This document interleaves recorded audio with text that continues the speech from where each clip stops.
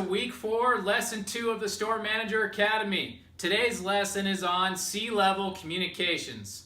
Now, C-level communications is really just an acronym for corporate level communications. It's talking with corporate officers from the national office, or talking to buyers, talking to merchandisers. Anybody that works out of your corporate office, that's C-level communications. That's the people that we're talking about here. Now, I really want you to understand a very simple principle. Treat people with dignity and respect. Now, the same way you probably treat your team and manage your team and talk to your team, it shouldn't be that much more different than the people you talk to at the corporate office. You need to think of the corporate office as a team that works for you, just like the team that actually does work for you.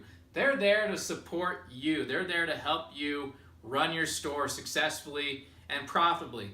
Now, there's some things can get really in the way of that process. There can be some clogs in the pipeline between you and the corporate office. And so that's what I'd like to address first, is you need to really open up the lines of communication with those people that work in the corporate office. You should treat buyers with respect. Maybe you got a bad buy and a bad set of product that you really didn't want for your store. You don't need to send an angry email off to that buyer explaining how they made a bad decision and how this product isn't popular and you don't understand why they bought it and now you're stuck with it and, F off. You don't send emails like that to anybody, let alone these buyers. So you really just need to go back to understanding that people are people. You need to treat them with dignity. You need to treat them with respect.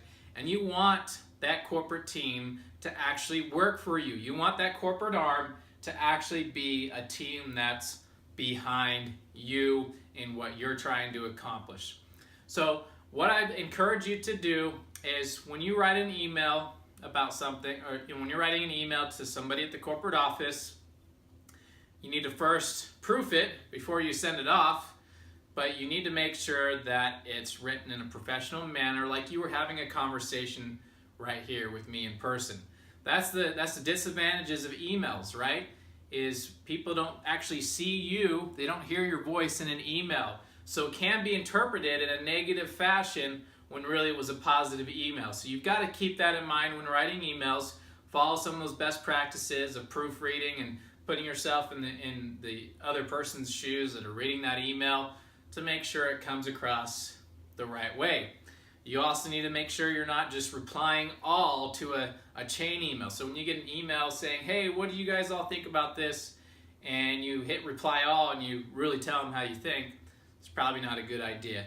One thing you need to recognize is sometimes an email is actually not the best way of communicating, especially C-level communications. There's going to be a lot of emails that go on back and forth in the corporate offices and into the field, and that's how they really talk. That's how the corporate offices talk to you on a daily basis, is through email. You need to break through those email chains, through those lines of communication.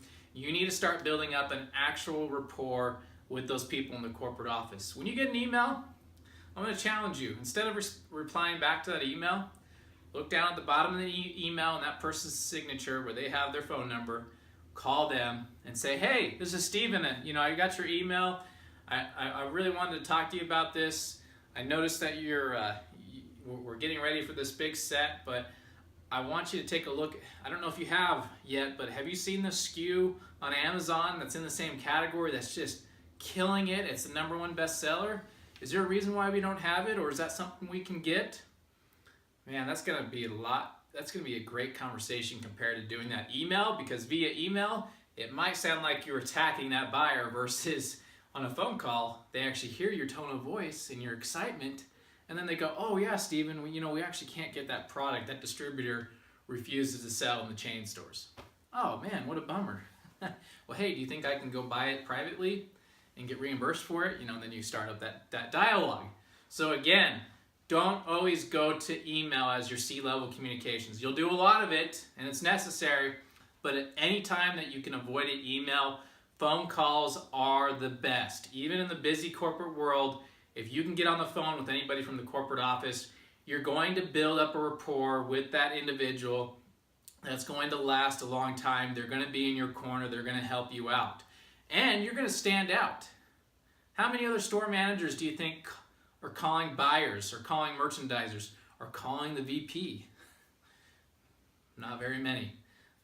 When a VP emails you and you email them back and it's professional, sometimes you just call them, get them on the phone and say, hey, Steven, I got your email. I really appreciate it. Here's my thought. Do you have a quick minute? Did I catch you at a good time?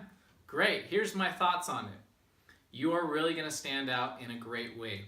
So that, I don't want to overcomplicate C-level communications. You just treat them professionally. You treat people in the corporate office just like you would in your store. You do it in a professional manner, and you do it over the phone as much as possible. You can't avoid email, but if you can do a phone call, try that. I promise you, it's gonna really, you're gonna reap some serious support and rewards from your corporate office, from the people that work in that office, if you can build a first name basis with them in a good way. Now last, I want you to recognize that there are people in your store that work for you that also communicate with people at the corporate office, for good or bad. So you need to control that communication. I had plenty of department managers and store managers that often emailed buyers and merchandisers and the VPs and so on, and sometimes it didn't really shed a good light on me or the store or the situation. So you need to set your expectations clearly with your team. People that you know can email back and forth or talk back and forth with people from the corporate office.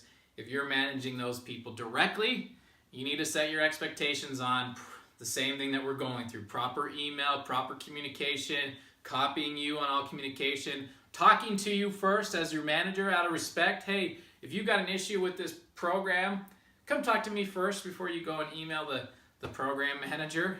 Let's talk about it. Maybe I've already addressed it. Maybe I've already planned to bring it up on a conference call this Friday. Get your team, involved in the process, but make sure you're involved in the process, that they go to you first. And it's really, it comes down to, they can really put you in a bad light, in a bad situation, if you're not aware of the issues and if they're emailing and talking to the corporate office in an improper way. Thanks for watching this lesson. I look forward to seeing you in the next lesson.